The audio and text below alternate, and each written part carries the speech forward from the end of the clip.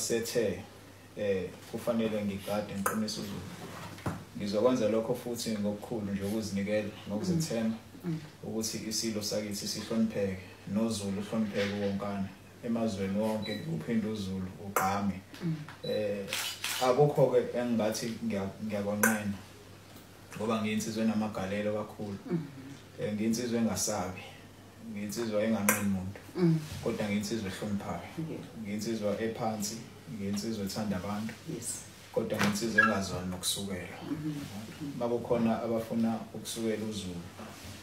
Ayingisho umlensizwa ngingedwa. Akekho umuntu engimnqenayo. Ngibe nezinkampani ukuze ngikwazi ukuphila kanje eziningi ze-security. Ngingene kwi-security industry. Ngangena kwi-construction ukuze ngi-inspire i-confidence kwi-youth nabantu abaningi abakhulayo. Ingakho ngithanda ukuhlonipha ngoba omunye umuntu uyahlonishwa. Umuntu uyahlonishwa athi ukuliphi izinto. So abantu abangahlonipha bakhuluma noma kanjani. Kakhulukazi njengoba sesibona nasey'nkundleni zokuxhumana abangahloniphi baphulisile.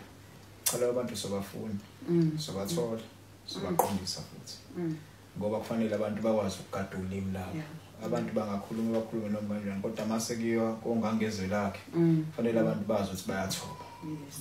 Cha impela ngithi ake ngingene ngaphansi kwayo le video yenkosi yami inkosi uMelusi Bambatha kaMancinza uZondi.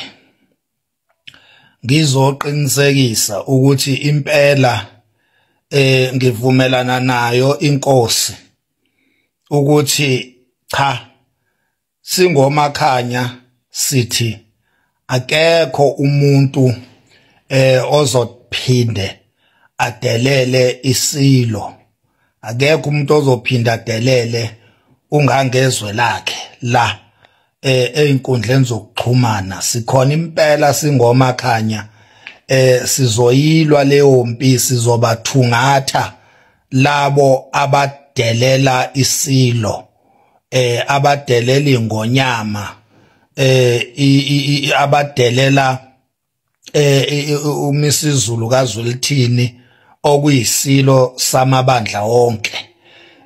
Sizobathungatha labo bantu size sibathole, ebese uma bengakuyeki leyo mkhuba yabo leyo emibi, impela isijeziso bazosithola. Cha Nkosi yami ngiyathoba ngaphansi kwakho, impela singomakhanya nathi nje sisho lawo mazwi ukuthi kwayithina siyahoxisa nje konke okubi nokuphambene esake sakukhuluma egameni lesilo. Siyaxolisa nje siyahoxisa nje konke futhi sizogada la ku social media, sizoyilekelela inkosi, sizogada la ku social media impela ozokakhulume kabi ngesilo, ozoke adelele isilo, akhuluma amazwi angcolile ewabhekise esilweni imbube, ewabhekise kungangezwe lakhe. Cha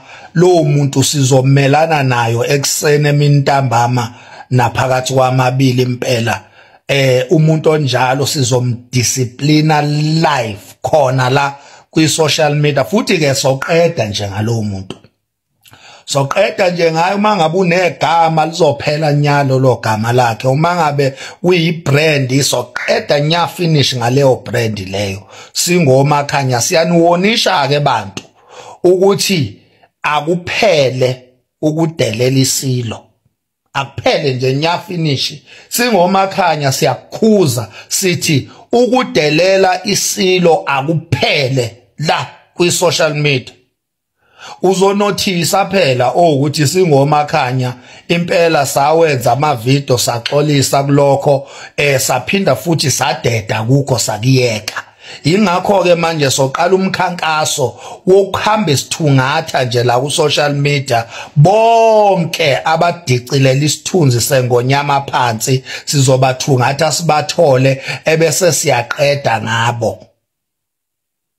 Siqeda ngamagama abo, siqeda ngama-brand abo, siyaqeda nje ngento ethinta bona kanye nerelevance la kwi social media. Bengisho njalo nje ndaba ezitha ngithi impela nami ngiyazibophezela futhi ngiyazinikela ukuthi cha lo msebenzi sowusebenza leyo mpi sizoyilwa singomakhanya impela siyabazisa ubukhosi singomakhanya sesiyabuthanda ubukhosi bakithi kwaZulu ngiyabonga.